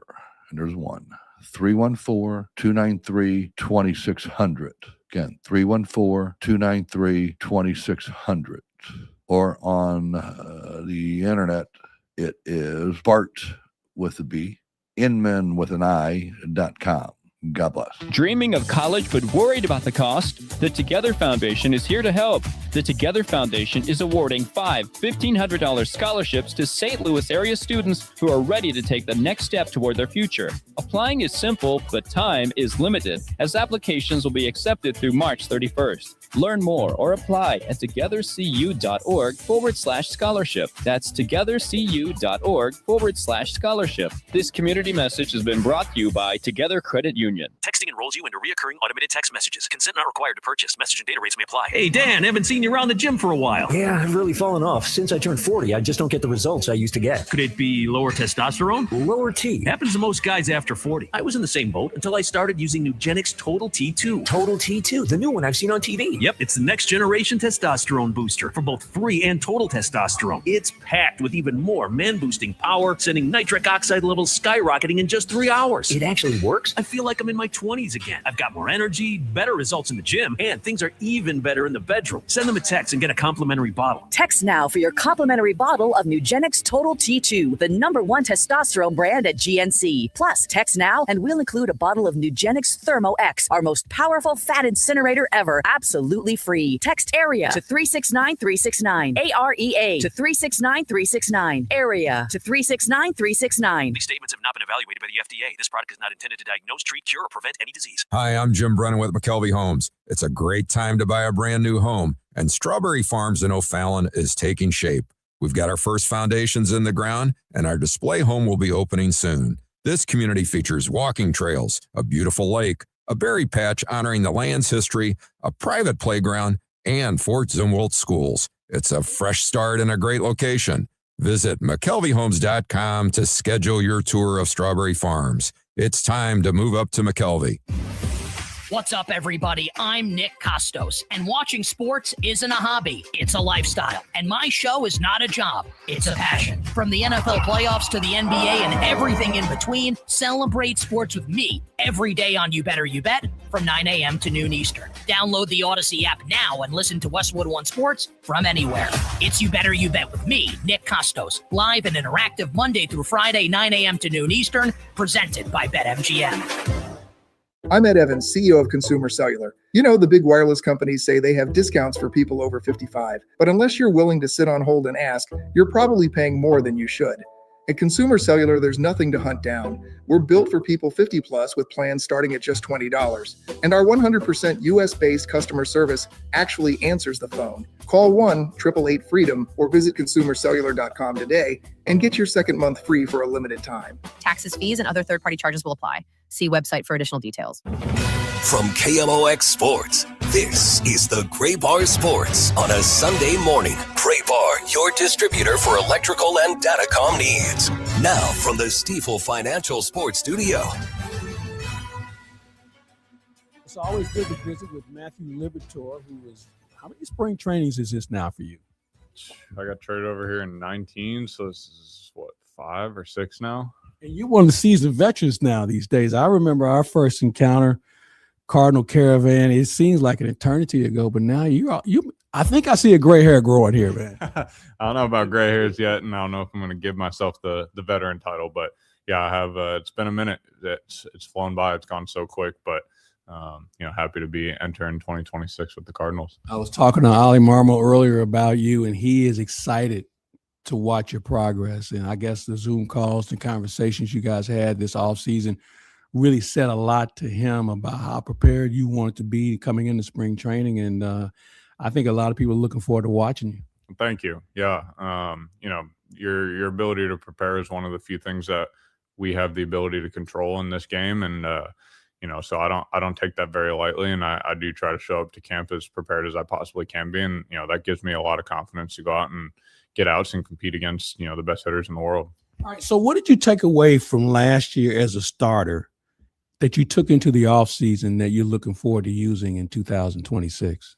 Yeah. Obviously struggled a little bit in that second half to kind of find my footing again. But, with the increased workload coming from the pen the previous year, we kind of foresaw that as something I was going to have to deal with. With that being the case, it was still the first time I've ever really dealt with something like that. And so, I learned a lot about my body and what it's capable of and how far I can push it. And, I think the biggest takeaway for me was understanding how to deal with that again. I'm not ignorant. I don't think that I'll never feel that way again, but I feel much more confident in my ability to jump over that hurdle if it ever does come up again. I wonder for you, having pitched as much as you did, trying to know the difference between soreness and pain and knowing how far you can actually push it. How many times did you have to go through that? Yeah. Fortunately for me, I do recover very well. So I never dealt with any pain. And I think that's part of the reason that, the staff and the team were comfortable with me kind of pushing those limits and seeing what I was able to get to in terms of innings. And, luckily I didn't have to deal with anything that was scary last year. It's just making sure my legs stayed under me, making sure my arm was in shape, making sure my mechanics were still synced up and that I was moving well. But, it was still a lot to deal with. It was tough. Like I said before, it was something I'd never gone through before. So it was a learning curve in real time. And also trying to compete against other big leaguers, which is never a simple task, even when you feel great. So, there's a lot of learning last year. And, looking back on it, wasn't fun to go through, but I'm incredibly grateful that I experienced those things. Well, I thought you passed the test reasonably well for a guy who had never done it before at the big league level. So you go into this offseason. It's a busy offseason for you? Yeah, I think it's always a busy offseason. Honestly, I try to make my offseason more difficult than in season. That way, when I show up to camp, it should feel fun. Obviously, it's never easy. The task is, getting guys out at this level, which is never something I'm going to say is an easy thing to do. But in terms of my training and my workload, I really try and take the offseason serious and prepare as well as I can for the season every year. Now, your offseason included a few other things. You had a few people following you around during the offseason. So walk me through how that unfolded. Yeah, that was a fully immersive 2 days that the Cardinals media spent with me out in Arizona. They followed me around with cameras everywhere. We did tons of interviews. Just really gave everybody a pretty vulnerable look into what the offseason actually can look like for, guys at this level and what it takes to compete. What did you learn from it? Because a lot of times people can be a little uncomfortable with the camera or the microphone, especially in that downtime of the year. What did you take away from it? I thought it was super fun. They did a great job making me feel at ease. Nothing was uncomfortable. Nothing felt forced. They did a really good job of capturing what I do without changing what I do or, overstepping with what I do. So it was a great experience. So what was the most fun thing about the experience? Because, people are going to see this everywhere during the course of 2026. Yeah. I thought it was really cool to have the whole crew show up, early in the morning before the sun came up to capture like the cold plunge and the morning routine stuff that I do. It's never fun to jump in there, but you feel great after. And I think, again, it's just that peek behind the curtain of, what athletes at this level are doing on a daily basis to make sure we're not only healthy, but able to compete at this level. And, I think showing some of that dedication and perseverance was really cool. I think it's fun to see this, and I'm looking forward to it because most people think, well, the off season, you just roll out of bed, have some breakfast, take a walk, and throw a little bit. But there's a lot more that goes into it these days. Maybe you have some downtime, but I hear more players say it's more of a commitment in the off season than they find during the regular season. Yeah, we don't have a dedicated time to show up to the field and a full 9-inning game to watch every day. So your days might overall be a little bit shorter, but I think the work is actually tougher. You're not trying to maintain, you're trying to grow and develop and, push the limits a little bit. So I think physically and mentally, like we're planning all of this for ourselves. We're creating our own schedule. So I think on both sides of the ball, it's probably more tougher and takes some more commitment and dedication than the in-season stuff. All right. So what's more fun, the TV or hanging out with the real cool radio guys? I like both. The right answer. Matthew Liberatore, let's have some fun this year. Watching you grow in this level is, I think, something that everybody's excited about. And all you need to do is just go up, show out there and have fun and be the guy we've known you to be as Libby, as a guy we watched grow up as a pup. Well, thank you very much. I appreciate that. And I'm definitely looking forward to the season as well. He's Matthew Liberatore, back with more after this.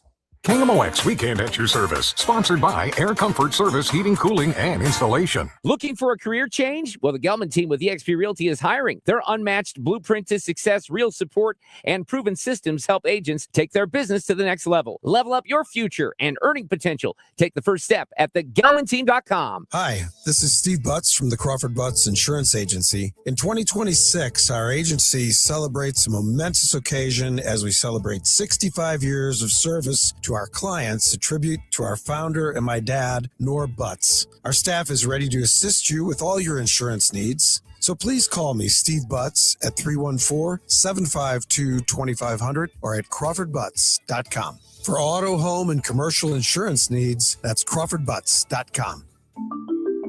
When it comes to lighting, Graybar goes beyond parts and products. We help contractors turn plans into smart designs, manage kitting and deliverables, and navigate local codes so you can stay on time and on budget. Smart, scalable, job site ready. That's not just lighting.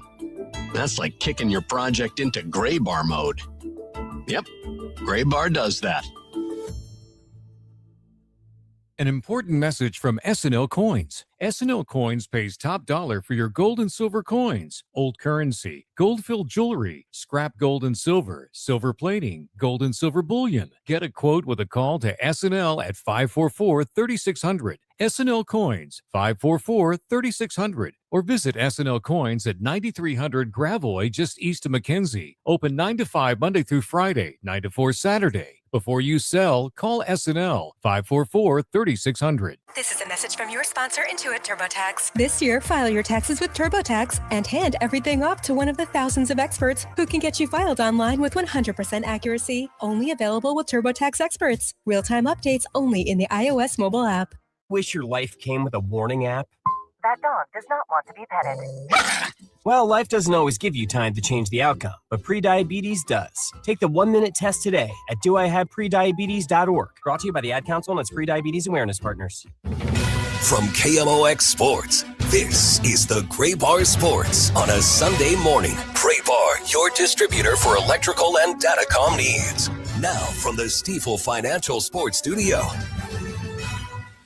have a chance to visit with the president of baseball operations, Chaim Bloom, on this beautiful Sunday, the day before the gang all arrives here at the new complex. So, and we haven't had a chance to really get into depth about it, but you've been in other organizations. So I'll ask you, how does this compare to some of the other places you've been part of?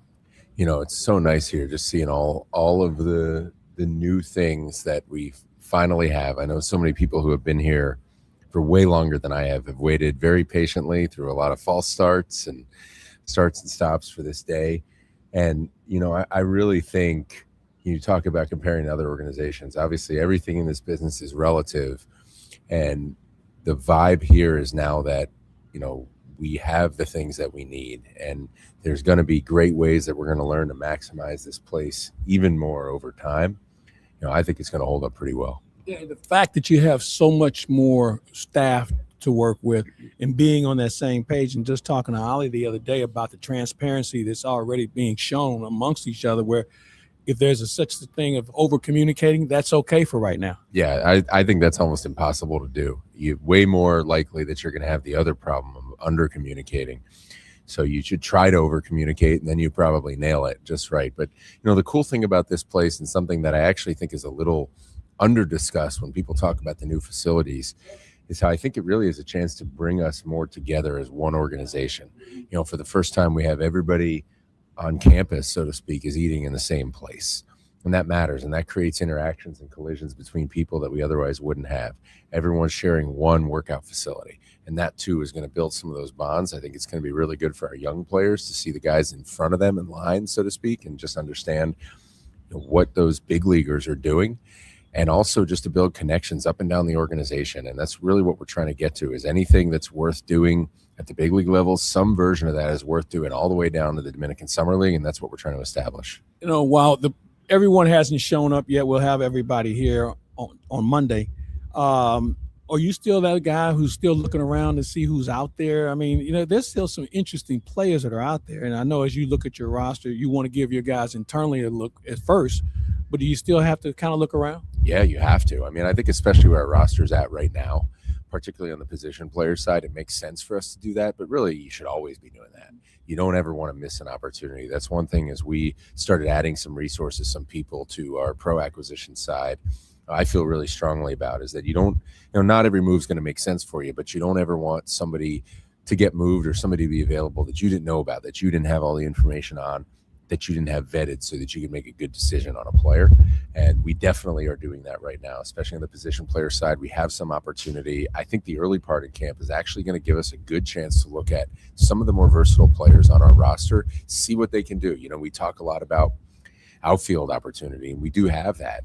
But, you know, if some of our guys here can step up and seize that opportunity, maybe it opens up some possibilities for us to improve the roster in some other way. So it's really all on the table for us. We want to use these early weeks of camp very purposefully, get as much information as we can about where our guys are at, and that'll inform what we look to go out and add. You know, one of the things that I noticed already watching the pitchers here for the last few days, this is a better pitching core today than what you ended the season with.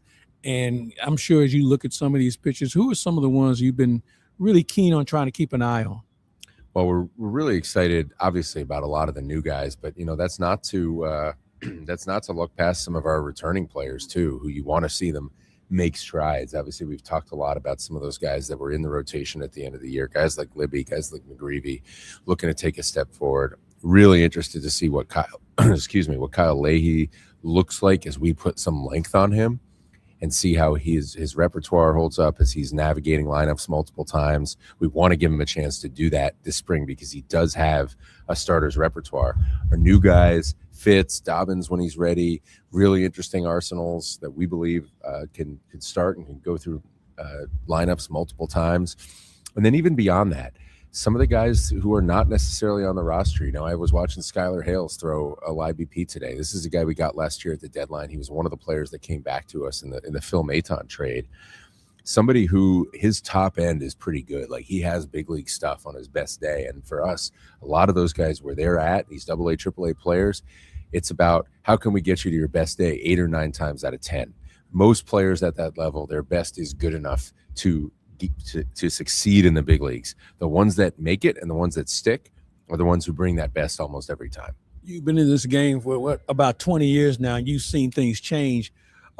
Give me your thought process on what a team, especially pitching, what does that look like now compared to, let's say, 10 years ago, where you thought if you can get a guy to go 7 or 8 innings, you only turn it over to 2 guys in your bullpen and off we go. Now that's changed quite a bit. So from where you sit, are we trying to be more of a swing and miss organization, or are we still a pitch to contact? Where do you look at it in that situation? Well, you'd like to get a little greedy and kind of have both. You'd like to have a pitch to contact approach in terms of aggression in the strike zone, and controlling counts is probably the most important thing in pitching. If you're ahead in a count, you can do whatever you want, and almost nobody can successfully pitch from behind. So you want to try to make them hit it, right? Force contact, but you'd also like to do that with stuff that can miss bats in the strike zone. And it is really hard to have the kind of success we want and need to have if you do not have swing and miss. In today's game, just the way hitters are able to impact the baseball, you have to be able to miss bats, but you don't want to do that at the expense of throwing strikes. You know, it's an interesting observation I think you made, where I do think there's so much more precision, so much more science that goes into what pitchers are doing. And that's led to guys who understand their delivery is probably better, so they're able to generate more velocity. You like to think you can do it safely if you do it the right way, and they're able to get to better and better pitch shapes more quickly.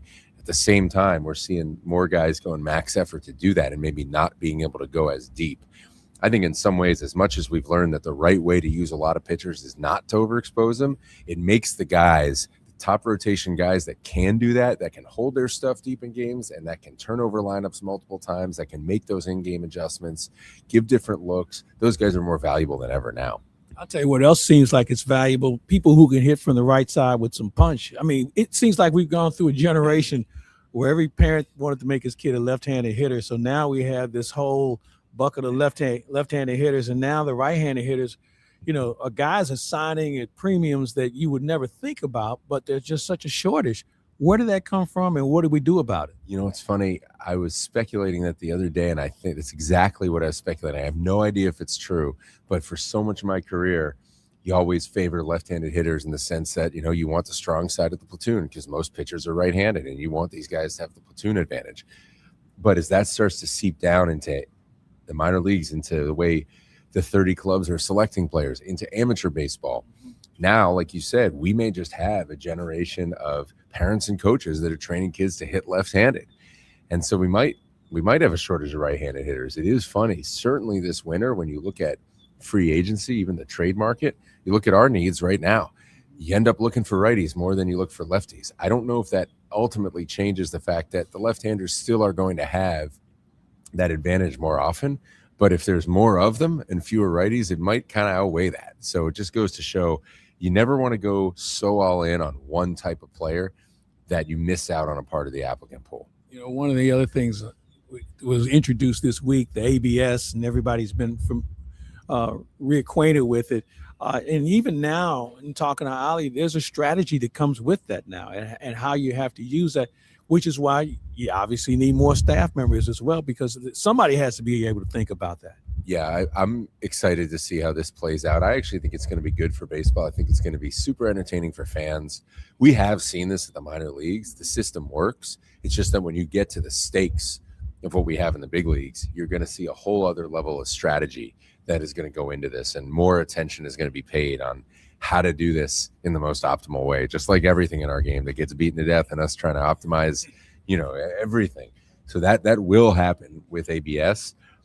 It's going to be entertaining. There's going to be some guys who are really good at it, and there's going to be some guys that, just like you might put a red light on a there's a few guys. Yeah. We might have to red light some guys. We'll see how this thing plays out. You know, that's funny you say that, because not everyone you want to have that put them in that position of power of making that decision. And I'm of the belief that the one person I probably would stay away from is the pitcher, because he's normally falling off the mound. He doesn't see where the location is when the ball goes through the strike zone in a lot of cases. So I'm going to let that be between batter and catcher. Yeah, and the pitchers are also maybe a little biased. That is what the evidence has shown in the minor leagues, is that pitchers are not very good at this. And most teams, I think, have just told their pitchers, you can't challenge. If your catcher thinks it was a strike, let the catcher challenge. But that's what most teams, I think, are doing, is the pitchers just throttle the pitchers and leave it to the catchers and the hitters. You ready for tomorrow where everybody shows up all ready to get on the field? I'm pumped. It'll be fun. I mean, you have a group now that everybody's excited enough that most of our group is here already, but there's something a little bit different to that first full squad day. It's got a little more, feels like there's just a little more juice to it. So everybody will have, if we didn't have enough of a spring in our step already in this gorgeous facility, we'll have a little bit more of one. I don't think there's any question that the wow factor will start to set into effect to a lot of players. And for some of these guys, this is their first camp. But for some of the other guys, this may be their third or fourth camp. But the wow factor, I think, will be in play unlike anything we've ever seen. Yeah, and that'll be really cool. It's been fun for me. I got to live this on Monday when I showed up, and to see other people kind of walk in here, looking around at everything with their mouths agape and just seeing everything for the first time. It's really special for the guys who have been here that know what the place was and now see what it is. But, it's also cool to see players that come in from other organizations. I was talking to one of these guys that we acquired in the Donovan deal, and he was like, this place is amazing. We didn't have this where I was. So that makes you feel good about what we've got. Let's have fun. Sounds good. I'm Dr. Colleen Bosler with the Audiology Center, and I'm talking with my associate, Dr. Adam Voss. What happens to a person's brain when they ignore their hearing loss? There is such a strong connection between the ear and the brain. Ignoring your hearing loss can cause the brain to become lazy and the speech areas in the brain to shrink. This is partially why you can hear the words, but you cannot understand them. If a hearing loss goes untreated for too long, it may cause an irreversible change in the brain. It is incredibly important to have your hearing screened at 60 or older, or sooner if you're noticing difficulty. And the sooner someone treats their hearing loss, the better and quicker their brain will adapt to hearing sound again. Studies show that those who get hearing aids, even with a mild hearing loss, are much more successful hearing aid users as compared to those that wait longer. So call us today to get your comprehensive hearing evaluation with one of our doctors, 636-441-7470, or visit us online, theaudiologycenterstl.com. Every spring brings promises, and every spring delivers surprises. This year, the Cardinals are writing a new story, and there will be plenty of surprises. Matt Pauley is in Jupiter with inside access to Camp Cardinals. Presented by St. Louis Composting. Composting, growing gardens and making memories. And Happy Roof. We always create happy endings. From breakout performances to roster revelations, get reports throughout the day on the voice of the Cardinals. KMOX. Join Mark Patrick Hypnosis. Lose the weight or stop smoking. Guaranteed only $59.99. Saturday, March 7th at the Residence Inn by Marriott, St. Louis Westport in St. Louis. Weight loss hypnosis starts at 11 a.m. Registration at 10:30 a.m. Stop smoking starts at 2 p.m. Registration 1:30 p.m. I'm Dave Glover, and I see clearly now thanks to the doctors, Dr. Greg Birdie, Ranjan Malhotra, Robert Brusati, and Andy Royer. You can too. Just go to youridoc.com. Glover here for my friends at Cantor Injury Law. Cantor is local, and we're here doing the work every day. We're right here in St. Louis, and we're ready to fight for you. CantorInjuryLaw.com or call 314-628-9999. The choice of a lawyer is an important decision and should not be solely based on advertisements. Midwest winters take a real toll on your garage door. Let my friends at Overhead Door Company of St. Louis come out and perform their 26-point tune-up on your garage door and opener. The work is guaranteed, and it's just one price for up to 3 garage doors and openers. No extra charge for evening or Saturday service. Overhead Door Company of St. Louis since 1926, 100 years. Schedule online at overheaddoorsstlouis.com. That's overheaddoorsstlouis.com. Save big money on your next project right now at Menards. Turn on the tap and turn up the quality with Pentair water filters. They're built tough, engineered for performance, and designed to eliminate unwanted impurities and contaminants in your water to give you peace of mind and enjoy crisper, cleaner, and safer water. Check out all our Pentair products in store. Plus, check out our weekly flyer on Menards.com for more great deals happening now. Save big money at Menards. Welcome back to Winter Hack Radio, the place for clever hacks to survive the season. Icy driveway? Well, try spreading sand or birdseed to help with traction. Snowy puppy paws? Well, grab a whisk, brush it off, done. Catch COVID-19? Well, just get... Actually, there's no hack for COVID-19. But if you test positive, prescription medications for COVID exist. Ask your doctor if they're right for you.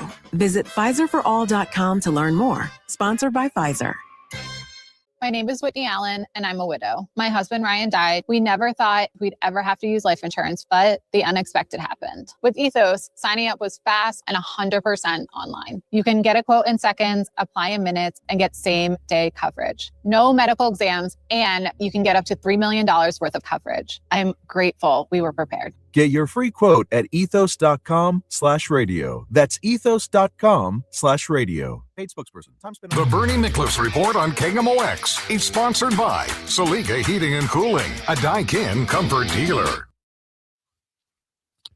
Always good to have Bernie Miklasz on KMOX. And first of all, Bernie, good to hear your voice. And also, happy birthday.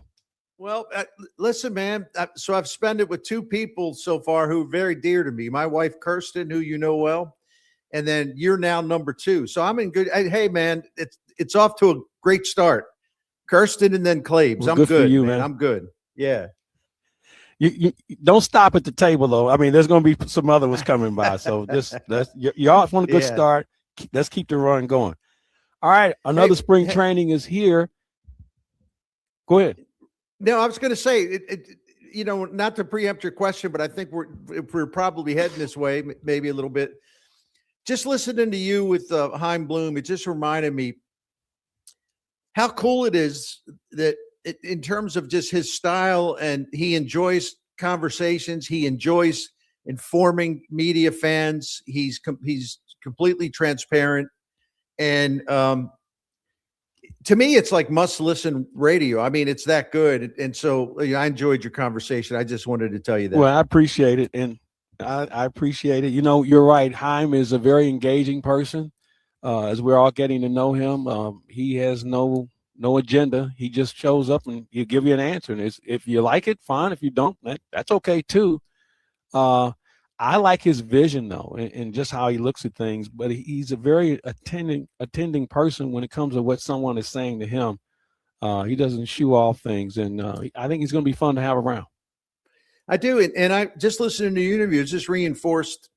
Just like every time there's an interview, whether it be talking to the broadcasters or podcasters, whomever, radio. You always learn something. And the one thing that stands out to me that I've learned more than anything is simply this. There is no detail, not one detail that Chaim Bloom and all of these incredible people he's brought in, there's not one detail that's going to escape their attention. They are on top of everything. And that's I think the Cardinals, this isn't taking a shot at any, but I think when you're starting a new era with new leadership and the DeWitts recognized they really had to do things an entirely different way, fallen behind a little bit or a lot. The fact that you have such detail-oriented people running this thing and what that's going to mean for all those players, but maybe more so even the younger players who have struggled or the prospects who have a future, but they're going to need to be at their best to help the Cardinals franchise turn things around. I like knowing that they're down there and all eyes are open and they miss nothing, especially if it's an opportunity to help a player. I couldn't agree with you more. There's meeting after meeting after meeting, and there's a lot of just discussion, the what if factor. You're right. They don't want to leave anything unattended. And, they have the manpower and people power now to really address some of the things that maybe slipped through the wire. It wasn't because of lack of effort. I mean, this game is changing so much where you better pay attention, because if you don't, you'll be out before you know it. And I think they've put in enough safeguards to make sure they have the pardon the pun. I think they've got all the bases covered. Absolutely. I've had friends of mine, so I don't want this to be meant as criticism, but I do know that people there's people that sort of feel this way. Like I've had some good friends of mine say, well, listen, with all due respect, I think this is all really good. Don't get me wrong. But it's funny how, Whitey and Tony never needed all this technology and all this and all that and all this and all that and all this and all that. And I said, yeah, they didn't need it, but Wilson is a huge thing. Nobody in baseball was doing that stuff at that time. None. And so when you had Whitey Herzog, who was smart as anybody ever lived, Tony La Russa tied for first, same way. They were on top of everything, and they were innovative, and they were ahead of the time. When people say, well, Tony, TLR never needed all this stuff. Yeah, they're missing the point. The point is that the Cardinals were once upon a time, not that long ago, on top of the baseball world in terms of innovation and being ahead of everybody with how they did things. The Cardinals unfortunately fell behind, and now they have to play catch up. So to bring Tony into this is completely irrelevant to the situation the Cardinals are in now compared to what they were in when he took over or when he was having his glory days run. Same with Whitey. It's just it was a different time in baseball. And if nowadays the Cardinals found out the hard way, man. If you don't keep up with the changing industry and all of the new things that people are doing, because teams are going to look for every advantage they can to beat you. It might be a computer, it might be technology, it might be equipment none of us have ever heard of. It might be having more coaches than you can count. Okay, if the good teams are doing that and you're way behind, well, you better catch up. And that's the lesson. It isn't what Whitey did or what Tony did. All due respect. Bernie, you and I've been in this business for a while. I'm not sure if I've ever seen an industry, that be it baseball, change so much, let's say over the last 10 years, with technology and just approach and just strategy. And it would be fun to be around a table with Whitey and Tony and Ali, just to hear how those guys will interact and just how the game, I think, is just taking off in a direction none of us saw coming. And we've seen some teams that weren't ready for it, and they paid the price. That's right. And what's interesting too, it's a great observation you made. And I want to add one along those lines, but what's incredible and beautiful about this game, for all the people that don't like all the changes and all the technology and modernization and overanalyzing everything, or so it seems. Whitey and Tony and Ali, if you put them together, maybe some other young managers in baseball, at the bottom line is this: when all the equipment's put away and all the charts and reports are put away and everything's put away, it still comes down to a guy stepping in a batter's box and there's a guy on the hill. And there's a coach that sets his defense, and then somebody throws a pitch, and then this game swings into action the way it has since the late 1800s. That's the beautiful thing about this sport. Yeah, I would agree. And while we try and do different things to enhance a person's performance, you still have to execute. I mean, Right. that hasn't changed at all in all the years we've been playing and watching the game. And I guess now you have a better way to be able to assess, can a person execute, and can he be consistent with it? And it's a fun time to be in the baseball business. Now, I hope that we can continue this, because the term lockout is being thrown around a little bit. I think it's a little early for that, but I think baseball is at a point now with some of the rule changes and some of the young talent to have an incredible run as far as attention in this country and maybe around the world. And it's interesting because for a long time we all talked about, boy, they're losing a generation. I mean, they're losing young fans. Boy, oh my gosh, young people don't care about baseball. Whether we give Manfred the credit or just some of the rules changes that committee headed by Theo Epstein is, sped the game up, among other things. Baseball is, in fact, factually speaking, getting younger fans back. And that's why we should all, us old timers, you don't think like an old timer. I don't think like an old timer, but we do appreciate old times. But we also realize the world changes around us, and for us sitting around fussing and complaining about everything, that ain't going to stop the world from changing. So what's the point, right? So, but no, young people, younger fans like all this stuff. They're going to be the biggest fans of the ABS system. They're the biggest fans of the pitch clock. They like all this stuff. Keep the games moving. They also I'm not trying to stereotype or generalize, so I apologize. But what do young people like? Young people I can't even tell you what ages I'm talking about. What do they like? What do old people like? They like it now. We're on our phones. They like it We're now. on our phones, right? Yeah. We're playing a game. We're looking up information. We're interacting with the rest of the world. You know, there's technology is huge. Technology is not only a fascination, it's an obsession. So you tell a young person, say, well, this is what they're doing to make Jordan Walker better. This is what they're doing to Nolan Gorman. They have a batting lab. They're hooking him up so they can tell how his body's moving when he swings. They have these sensors so they can realize, wait a minute, his problem is the way his body is moving. It has nothing to do with his swing. His body's not moving right, and we picked that up with these sensors, and now we can make the proper adjustment.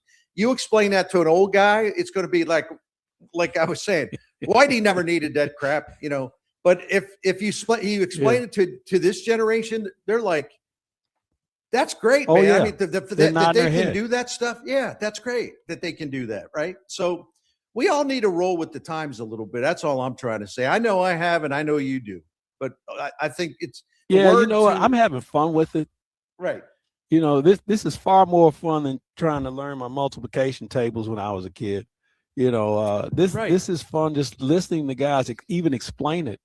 And all of a sudden you start nodding your head, you start to get a little bit of it. And then you say to yourself, now, I can just get just a small sample size. Think about the guy who came up with the idea and was able to sell it to someone else. And now all of a sudden we've got what we call performance experts. And it's been fun to watch, and I'm looking forward to watching it grow even more. Yeah, and I think the Cardinals, the situation they're in is a good way to educate us and everybody else. And what I mean by that, we're going to be able to see players, real human beings. We're going to be able to see case by case basis the stuff they've been working with that they never had to before in place to benefit to the extent that they do now. We're going to see in real time what kind of difference it makes. Now, I'm not saying everybody's going to come out of the gate and be like a future Hall of Famer, you know, after a month, but I'm just saying guys will improve. Or they'll stay the same, and we'll kind of know who they're going to be able to build around. I agree. We'll you know what? We'll learn who the suspects are a lot quicker than the prospects. That's right. Hey, great talking to you, man. That'll be that. Hey, man, enjoy the birthday. Looking forward to seeing you down the road. Take care. Okay, see you, Clay. He's Bernie Miklasz. I'm Mike Claiborne, and we thank you for tuning in this afternoon or this morning. Afternoon is just around the corner in your neck of the woods. We'll be back with some more reports later in the week. And, of course, Cardinals Countdown Opening Day show with Matt Pauley and myself. That'll come your way on Thursday. Until then, enjoy the rest of your week, and we thank you for listening right here on the Voice of the Cardinals and the Billikens KMOX. Now, a St. Louis Cardinals spring training report, sponsored by St. Louis Composting. Composting, growing gardens and making memories. And by Happy Roof. We always create happy endings on the Voice of the Cardinals, KMOX. New tax